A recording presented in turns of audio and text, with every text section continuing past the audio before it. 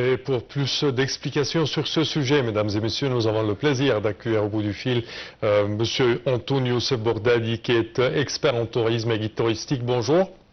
Bonjour, Samir, et bonjour à tous les téléspectateurs. Merci à vous. Alors, premièrement, je pense que c'est une fête à Assouan avec cette 13e édition du Festival international d'Assouan pour la culture et les arts, selon vous.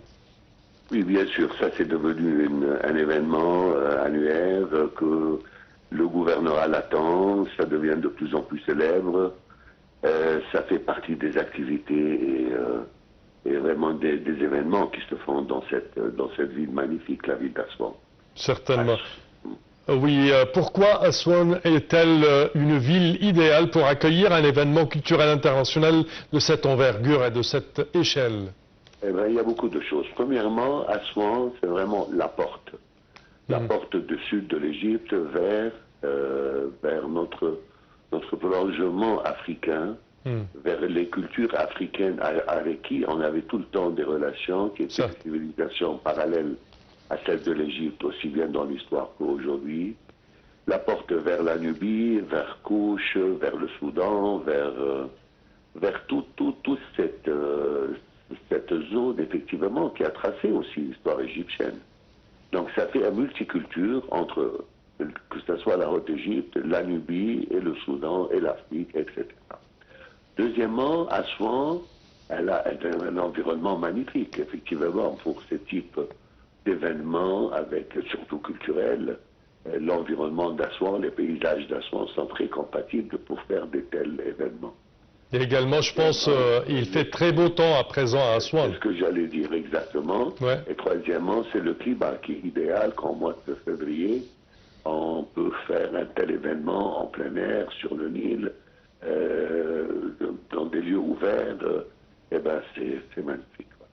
Oui. Quand on parle de, comment on dit en anglais, soft power ou la force douce de l'Égypte, en quoi ce festival et la ville de Assouan consiste-t-elle à être une partie de cette force douce?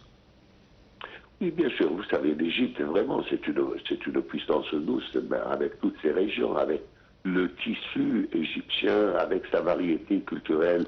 Et même, je peux dire, étant égyptien, ethniquement égyptien. Donc, Assouan, c'est une très belle porte qui a une identité.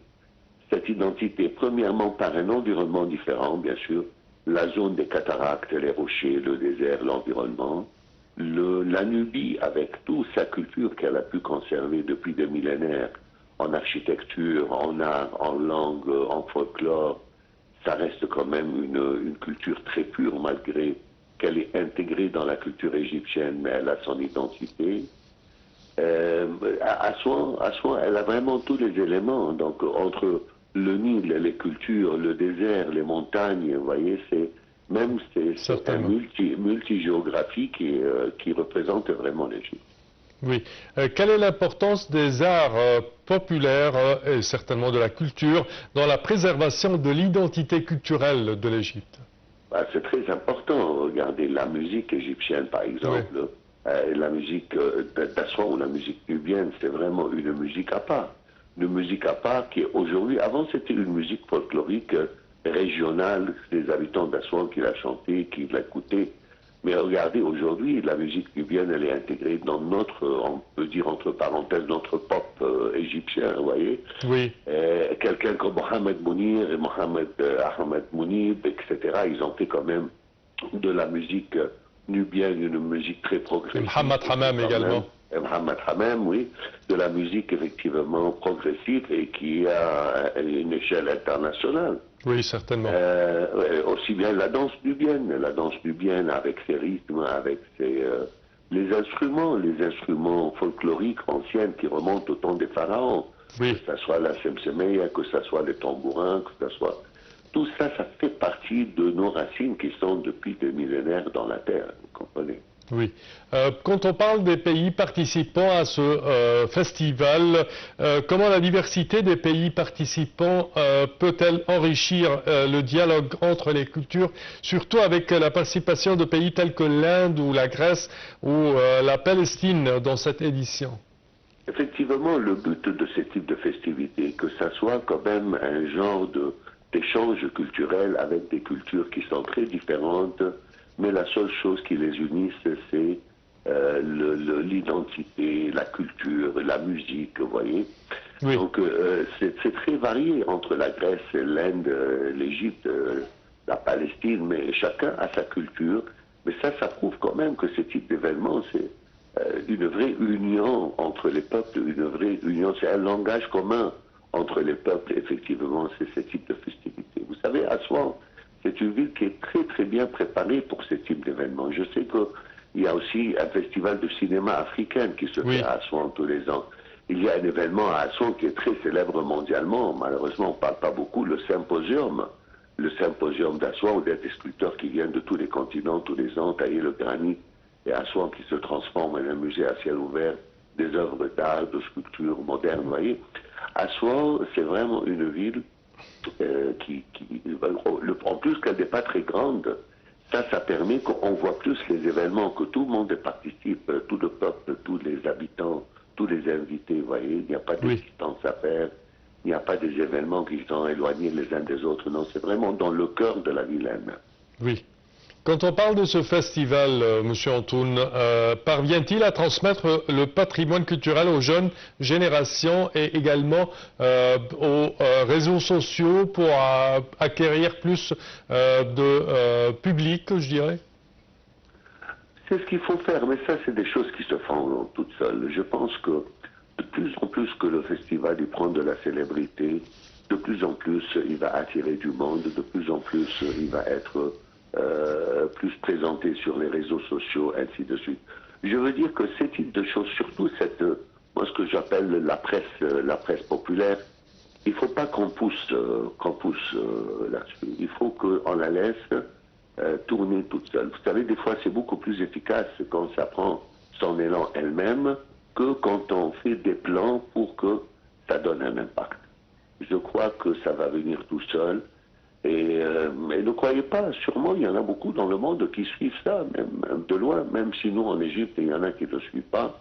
Mais soyez sûr que les gens qui sont intéressés à ce type des échanges culturels et tout ça dans le monde entier, sûrement ils suivent tout ça. Vous savez, des fois il y a des petits événements qui se passent en Égypte, quelque part que nous en Égypte on n'entend pas parler. Oui. Et des fois je vois des gens de l'étranger qui m'envoient, ils me disent tel événement, etc. On l'a suivi, c'était super et tout, vous voyez.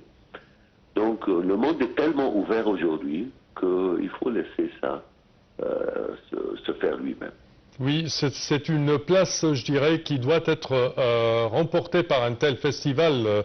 Je dirais qu'il devient sur le devant de la scène artistique et culturelle de l'Égypte. Ah, bien évidemment, bien sûr. Tout événement culturel se fait en Égypte. Vous savez, M. Savin, depuis toujours, quand je venais étant invité chez vous au studio, depuis des longues années, moi je disais, pour le tourisme et pour la publicité pour l'Égypte, c'est les événements culturels, c'est pas la publicité touristique. C'était ma prochaine question, quand même. Voilà, tant qu'on fait des événements culturels, tant que le monde parle de nous, tant que l'Égypte est bien présentée avec sa vraie identité, avec son vraie image, avec sa vraie place qu'elle doit toujours avoir. Oui, le fait qu'un touriste ait déjà réservé une visite en Égypte et qu'il vient et qu'il trouve ce festival avec plein de pays, une participation internationale avec des pays tels que l'Inde et la Grèce et la Palestine quand même à présenter leur art folklorique et leur patrimoine sur scène devant les touristes. Je pense c'est un émerveillement des touristes, une visite qui ne va pas être oubliée. Exactement, surtout que les événements se font dans des lieux publics et dans des sites. Donc le touriste, il est là et puis il est surpris de voir un événement ou une activité qui se fait à côté de lui, Alors le fait qu'il participe, eh ben, c'est quelque chose qui quand même pour lui, ça rajoute beaucoup à son voyage. Deuxièmement, je vous rappelle, et ça on oublie, je vous rappelle qu'on est en vacances de mi-année. Oui. Je ne vous dis pas le nombre des Égyptiens qui sont à Luxor et à Assouan qui font la croisière. Actuellement, il y a un monde de fous d'Égyptiens qui sont en train de visiter Assouan et Luxor. Alors eux aussi, ils participent à ces festivals sans vraiment l'organiser, mais ça leur fait un événement de plus pendant leur voyage et tout, et une grande ouverture à leur culture et avec les échanges des cultures des autres. Certainement. Quel est l'impact de ce festival sur les réservations touristiques? Je ne sais pas trop, je n'ai pas suivi quel impact. Sûrement il a un impact, parce que déjà un tel festival, il y a les groupes, les musiciens, il y a les danseurs, il y a toute la presse et les médias qui le suivent. Donc n'importe quel événement, quoi que ça soit sa taille, ça fait un impact touristique, vous voyez. Et il y a sûrement des gens aussi qui les accompagnent et qui viennent pour assister à ce festival. Donc bien sûr, il a un impact. Mais sur la réservation en pourcentage, je n'ai pas vraiment des chiffres pour que je... Oui, oui. De point de vue festival culturel, en quoi ces festivals culturels peuvent-ils soutenir l'économie locale et créer des opportunités d'emploi? Bien sûr, tout événement vous faites dans une province qui est loin des provinces économiques importantes comme le Caire, Alexandrie et tout ça. Tout événement vous faites dans une petite province ou un petit gouvernorat, ça a un impact économique, ça c'est sûr. Ça a un impact économique à tous les plans, au plan que vous préparez la ville déjà pour accueillir l'événement. Donc il y a de l'économie, il y a de l'investissement qui se paye dans l'infrastructure et tout ça, et qui représente un service pour les habitants qui est important. Deuxièmement, bien sûr, le festival lui-même, avec tous les événements, le prix de coût de l'investissement en lui-même, oui. Les touristes qui viennent assister et qui accompagnent ce festival, tout ça, ça a un impact. Vous savez, l'Europe, vous trouvez plein de petites villes en France, en Italie ou autres qui sont dans les montagnes, un petit village qui n'a aucune activité, et puis vous voyez qu'il a un événement annuel qui est important et les gens viennent. La fête d'un saint ou la récolte. Ou même, voilà, des fois la fête du fromage ou d'un genre de vin ou quelque chose comme ça, vous voyez. Donc ça fait de l'activité économique, bien évidemment.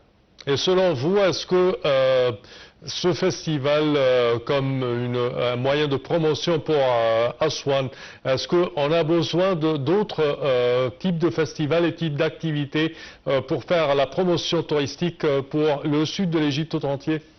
On a toujours besoin, on a tout le temps besoin. Il n'y a pas une fois où on n'aura pas besoin. Il va toujours falloir faire des événements. Comme je vous ai dit, à Centre de Symposium, le festival du cinéma africain, je pense qu'il y a le festival de cinéma des femmes, quelque chose comme ça. Oui.